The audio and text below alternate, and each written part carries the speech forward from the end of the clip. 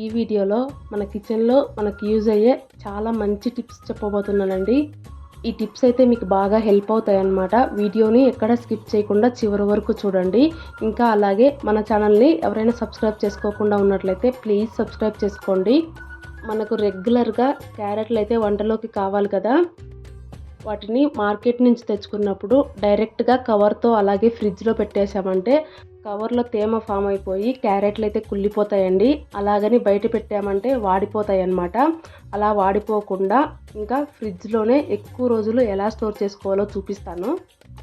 ముందైతే క్యారెట్లని శుభ్రంగా కడిగేసుకొని పక్కన పెట్టేసుకోవాలి. ఇప్పుడు దానిపైన నుండి తొక్కనైతే మొత్తం పీల్ ఆఫ్ చేసేసుకోవాలన్నమాట. ఇలా పీల్ చేసుకున్న తర్వాత క్యారెట్కి పైన భాగంలో ఇంకా అడుగున భాగంలో కొద్దిగా కట్ చేసేసి పెట్టుకోవాలి. ఇలా క్యారెట్లన్నింటిని కూడా కట్ చేసుకొని పెట్టుకోవాలి. ఇలా కట్ చేసుకున్న తర్వాత ఒక నాప్కిన్ పైన పెట్టుకొని ఆ క్యారెట్ పైన ఉండే తేమను మొత్తం నీట్గా తుడుచుకోవాలండి. ఎక్కడ తేమ లేకుండా బాగా తుడుచుకోవాలి.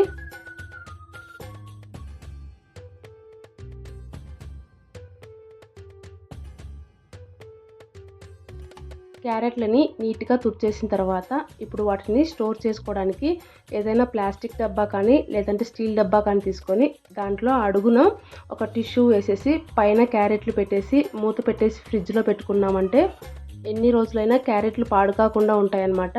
ఇంకా అలాగే కరివేపాకుని కూడా ఏదైనా డబ్బాలో అడుగున టిష్యూ వేసి దానిపైన కరివేపాకు వేసి మళ్ళీ దానిపైన టిష్యూ వేసేసి మూత పెట్టేసి ఫ్రిడ్జ్లో పెట్టుకున్నామంటే అస్సలు వాడిపోకుండా ఉంటుందండి. ఇప్పుడైతే కొత్తిమీరను ఎలా స్టోర్ చేసుకోవాలో చూపిస్తానన్నమాట. కొత్తిమీరను అయితే అడుగున వేర్లు ఉంటాయి కదా, వాటిని కట్ చేసేసి మిగిలిన దాన్ని మొత్తాన్ని కత్తితో చిన్న ముక్కలుగా కట్ చేసుకోవాలండి. కొంతమంది అయితే జస్ట్ ఆకులు ఒలిచిపెట్టుకుంటారనమాట, కాడలు పక్కన పడేస్తారు. అలా పడేయకుండా కాడల్ని కూడా కూరల్లో వేసుకోవాలండి. అందుకని ఇలా సన్నగా కట్ చేసి పెట్టుకున్నామంటే మనకు వంట చేసుకునేటప్పుడు ఈజీగా ఉంటుంది. ఇంకా కొత్తిమీర ఎక్కువ రోజులు నిల్వ ఉంటుందన్నమాట. దీనిని కూడా ఒక డబ్బాలో అడుగున టిష్యూ పేపర్ వేసేసి పైన కూడా టిష్యూ వేసేసి డబ్బాకు మూత పెట్టేసి ఫ్రిడ్జ్లో పెట్టేసుకోవడమేనండి. ఇలా పెట్టుకున్నామంటే కొత్తిమీర కూడా ఎక్కువ రోజులు నిల్వ ఉంటుంది. ఇవి చాలా మందికి తెలిసే ఉంటాయి, కాకపోతే తెలియని వాళ్ళకు కూడా హెల్ప్ అవుతుంది అనేది ఈ వీడియో చేస్తున్నానండి. ఈ టిప్స్ మీకు నచ్చాయా లేదా, ఇంకా యూజ్ అయ్యాయా లేదా అనేది కూడా కామెంట్ చేయండి. అలాగే ఈ వీడియో మీకు నచ్చినట్లయితే లైక్ చేయండి, షేర్ చేయండి. కొత్తగా చూస్తున్న వాళ్ళైతే సబ్స్క్రైబ్ చేసుకోండి.